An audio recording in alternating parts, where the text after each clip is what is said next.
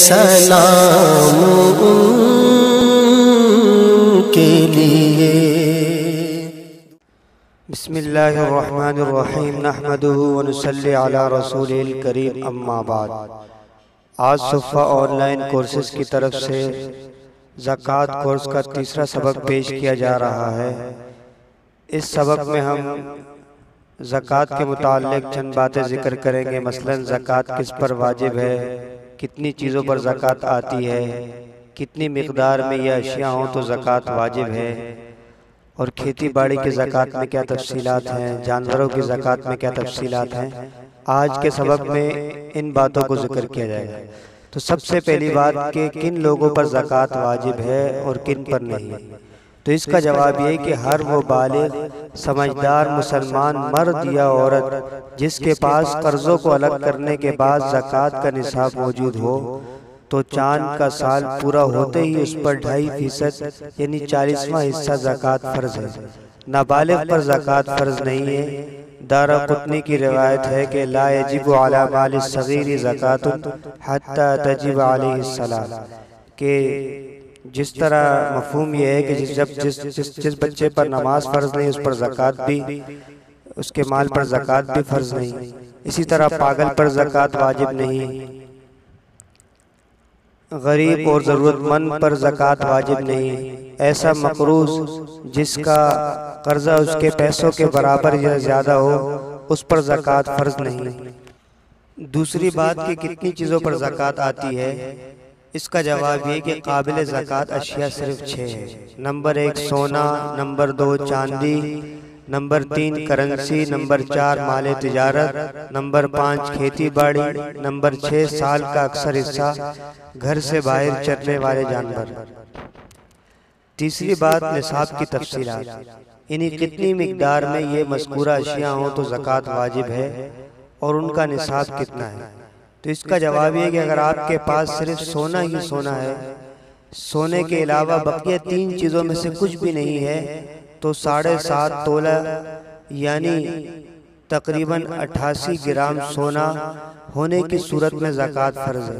اس سے کم ہونے کی صورت میں آپ پر زکوٰۃ فرض نہیں۔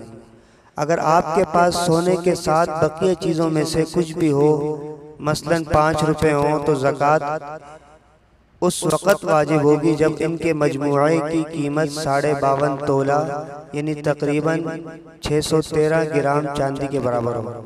اگر آپ کے پاس صرف چاندی ہے یا صرف نقدی یا مال تجارت ہے، یا ان 4 اشیاء یا ان میں سے بعض کا مجموعہ ہے، تو ان میں بھی زکوٰۃ واجب ہونے کا وہی فارمولہ ہے کہ ان کی قیمت 52.5 تولہ یعنی 612.36 گرام چاندی کی قیمت کے برابر ہو جائے۔ چونکہ عموماً یہ صورت کم ہی پیش آتی ہے کہ کسی کے پاس سونا ہو اس کے ساتھ کچھ بھی نہ ہو، اس لیے بقیہ صورتوں کا لحاظ کرتے ہوئے 52.5 تولہ چاندی کی قیمت ہی کو نصاب زکوٰۃ کہہ دیتے ہیں، اور اس نصاب کے حامل کو صاحب نصاب کہتے ہیں۔ یہ تمام تفصیلات فتاوی شامی جلد 2 صفحہ نمبر 11 سے لی گئی ہیں۔ چوتھی بات یہ کہ کھیتی باڑی کی زکوٰۃ میں کیا تفصیلات ہیں۔ اوپر جو تفصیلات گزری وہ تو سونا اور چاندی، نقدی اور مال تجارت کی تھی۔ کھیتی باڑی کی زکوٰۃ کی تفصیل الگ ہے۔ کھیتی کی زکوٰۃ کو عشر کہتے ہیں۔ اس کی تفصیل یہ کہ کھیتی کم نکلے یا زیادہ، ہر حالت میں اس پر زکوٰۃ فرض ہے۔ البتہ جو زمینیں بارش سے سیراب ہوتی ہیں، یعنی بارانی زمینیں، ان کی زکوٰۃ میں کھیتی کا 10واں حصہ ہوگا جسے عشر کہا جاتا ہے، اور ٹیوب ویل سے سیراب ہوتی ہو تو محنت زیادہ ہونے کی وجہ سے اس کی زکوٰۃ کم یعنی 5% جسے نصف عشر کہا جاتا ہے۔ پاکستان کی زمینیں دوسری قسم کی ہیں، اس لیے یہاں کی زمینوں پر نصف عشر واجب ہوگا۔ اس کی مزید تفصیلات آخری اسباق میں آ رہی ہیں۔ آخری بات یہ ہے کہ جانوروں کی زکوٰۃ میں کیا تفصیلات ہیں، تو یہ بات بھی یاد رہے کہ جانوروں میں بھی زکوٰۃ فرض ہے، لیکن ان کی تفصیلات الگ ہیں۔ وہ یہ کہ اونٹ، گائے اور بکری پر زکوٰۃ فرض ہے، لیکن اس وقت جبکہ وہ سال کا اکثر حصہ گھر سے باہر چر کر گزارا کرتے ہیں۔ اور دوسرا یہ کہ نصاب کے برابر ہوں۔ نصاب کیا ہے کہ 5 اونٹوں سے کم میں زکوٰۃ نہیں، 30 گائیں سے کم میں زکوٰۃ نہیں، 40 بکریوں سے کم میں زکوٰۃ نہیں۔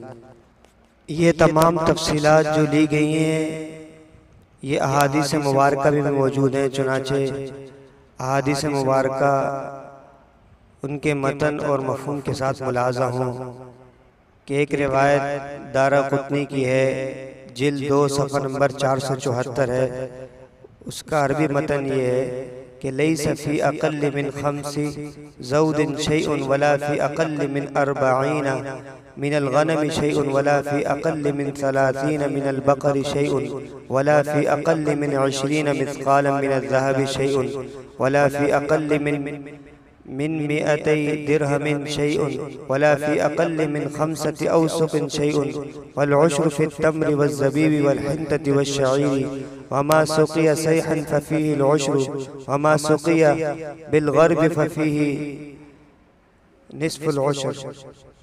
یعنی حدیث کا مفہوم یہ ہے کہ 5 اونٹوں سے کم میں زکوٰۃ نہیں، اور نہ 40 بکریوں سے کم میں زکوٰۃ ہے، اور نہ 30 گائیں سے کم میں زکوٰۃ ہے، اور نہ 20 مسکال سونے سے کم میں زکوٰۃ ہے۔ 20 مسکال یہ 7.5 تولہ سونا ہوتا ہے۔ اور اسی طرح آگے فرمایا کہ اور نہ 200 درہم سے کم میں زکوٰۃ ہے، یہ بھی 52.5 تولہ چاندی کی مقدار بنتی ہے۔ اور پھر آخر میں فرمایا کہ جن زمینوں کو آسمان اور چشمے سیراب کرتے ہیں ان میں عشر یعنی 10واں حصہ ہے، اور وہ زمین جس کو کنویں کے پانی سے سیراب کیا جاتا ہے اس میں نصف عشر یعنی 20واں حصہ ہے۔ اسی طرح ایک روایت میں آتا ہے، سنن نسائی کی روایت ہے، جلد 5 صفحہ نمبر 37، فَأَدُّوا زَكَاةَ أَمْوَالِكُم مِّن كُلِّ 200 خَمْسَةً، کہ اپنے مال کی زکوٰۃ ادا کرو، ہر 200 میں 5 درہم دو۔ اسی طرح علامہ ذیلئی نے نصب الرائے میں ایک روایت کی تخریج کی ہے کہ اس میں فرمایا کہ انہو کتب هذا الكتاب لعمر بن حزم حين امره على اليمن وفيه الفضة ليس فيها صدقة حتى تبلغ 200 درهم فإذا بلغت 200 درهم ففيها 5 دراهم، کہ آپ صلی اللہ علیہ وسلم جب عمر بن حزم کو یمن کا گورنر بنایا تو ان سے یہ فرمایا کہ چاندی میں زکوٰۃ نہیں یہاں تک کہ وہ 200 درہم تک پہنچ جائے، یعنی 52.5 تولہ چاندی۔ اور پھر فرمایا کہ جب 200 درہم تک پہنچ جائے تو اس میں 5 درہم دینے۔ اسی طرح ابن زنجوی نے اپنی کتاب الاموال میں ایک روایت ذکر کی ہے کہ قال رسول اللہ صلی اللہ علیہ وسلم لیس فیما دون 200 درہم شیء ولا فیما دون 20 مثقالا ذهبا شیء وفی المئتین 5 دراہم وفی 20 مثقالا ذهبا نصف مثقال، کہ آپ صلی اللہ علیہ وسلم فرمائے کہ 200 درہم سے کم میں زکوٰۃ نہیں ہے، اور نہ 20 مثقال سے کم میں زکوٰۃ نہیں ہے، یعنی 52.5 تولہ چاندی سے کم میں اور 7.5 تولہ سونے سے کم میں زکوٰۃ نہیں ہے۔